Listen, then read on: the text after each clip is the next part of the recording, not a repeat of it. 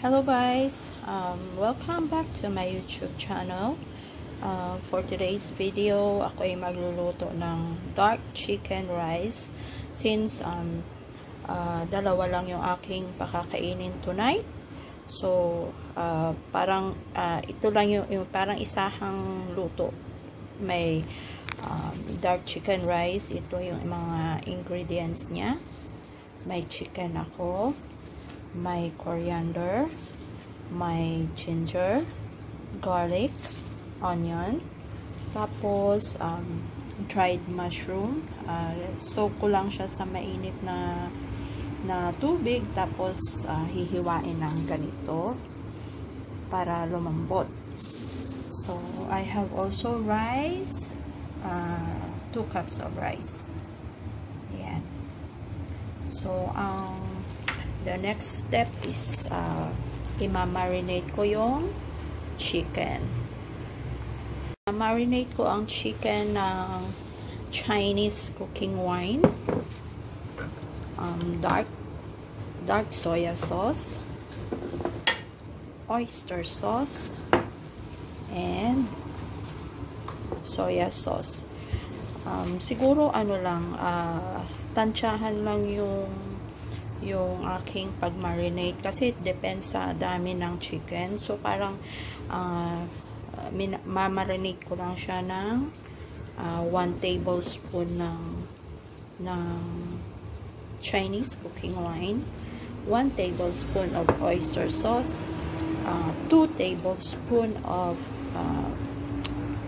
soya sauce, and 1 tablespoon of dark soya sauce. So, later, ipapakita ko sa inyo the way kung paano magluto. So, ayan na nga guys, na-marinate ko na ang ating chicken. May nakalimutan akong i-mention na isang ingredients. Ground pepper. Ayan, para medyo masarap-sarap na medyo yung spicy siya.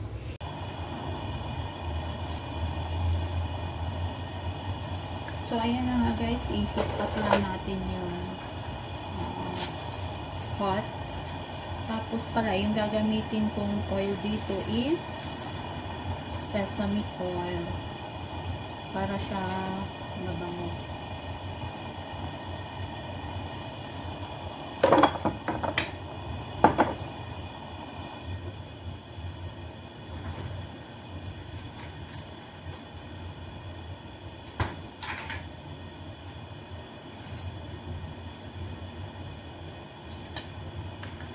Tapos, lagyan ko siya ng konting butter.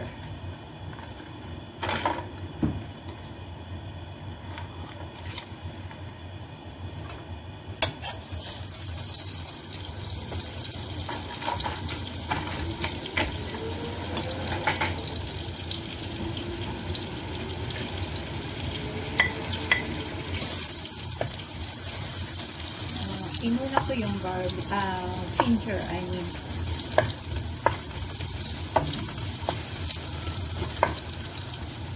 Bango.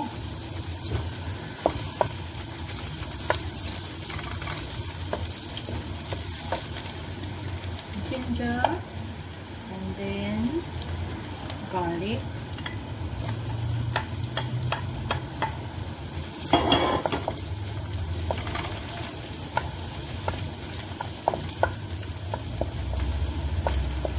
Until golden brown and fragrant.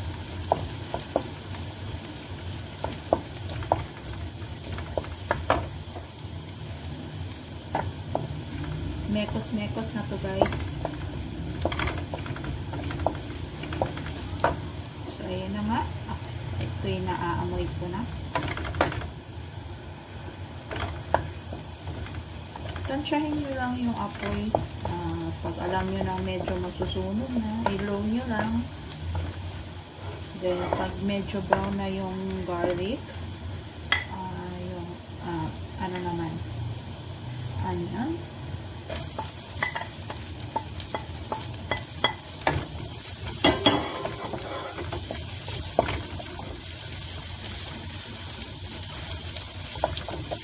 Yung amo ko lang kasing lalaki at saka yung panganay na alaga ko yung kakain. Kaya parang isang ano lang ko siya. Ando na yung rice, chicken, vegetable inside.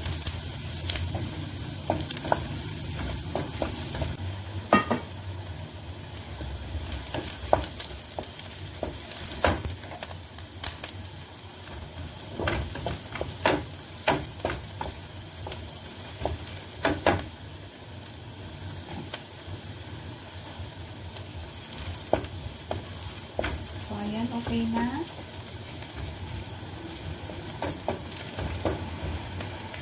Lalagay ko na yung chicken.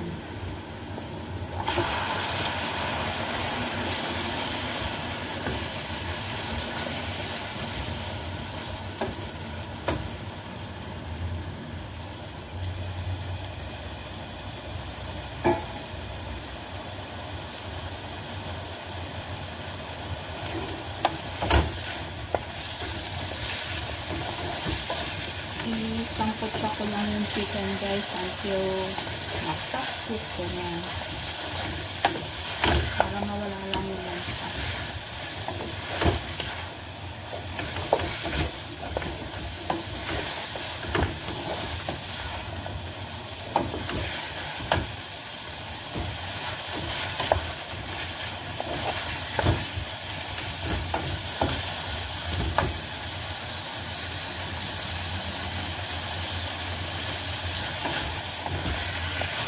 So, medyo naririnig ko na yung ano ng mantika kasi ubos na yung kanyang tubig. So, yung next ko naman na ilagay is mushroom.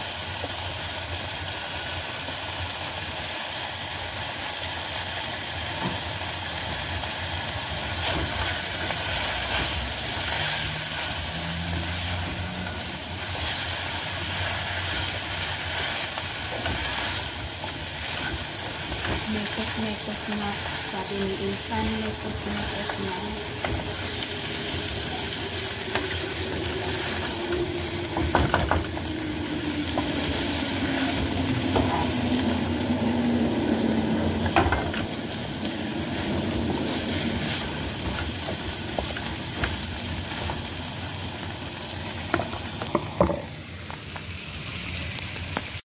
So, ayan na nga guys. Ready na siya i-transfer sa rice cooker.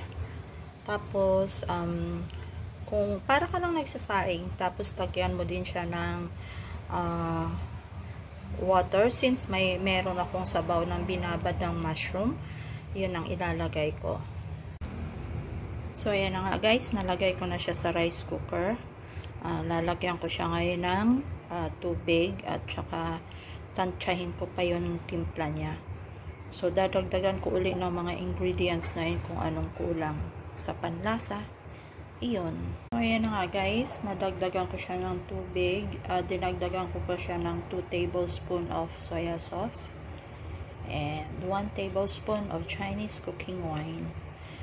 Parang kino-cover ko lang yung chicken kung gaano kadami yung, yung tubig niya is kino-cover ko lang yung chicken para maluto. Yung gusto lang siya sa sa tubig. So, ayun na nga, isasalang ko na siya sa rice cooker. Parang isiset mo lang siya sa kung paano ka magsaing sa rice cooker. So, ayun na nga guys, later ipapakita ko sa inyo yung finished product. So guys, this is the finished product ng ating dark chicken rice. So, sprinkle lang natin ng coriander. Ayan. So, ready to serve na siya. Kung gusto nyo lagyan ng fried shallots or like fried onion and chicken rice chili, mas masarap siya at saka konting patis, ganyan. So, that's it. Let's eat.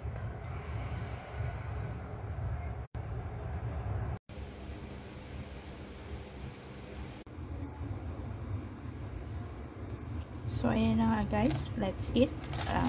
Sprinkle ko lang siya ng fried onion.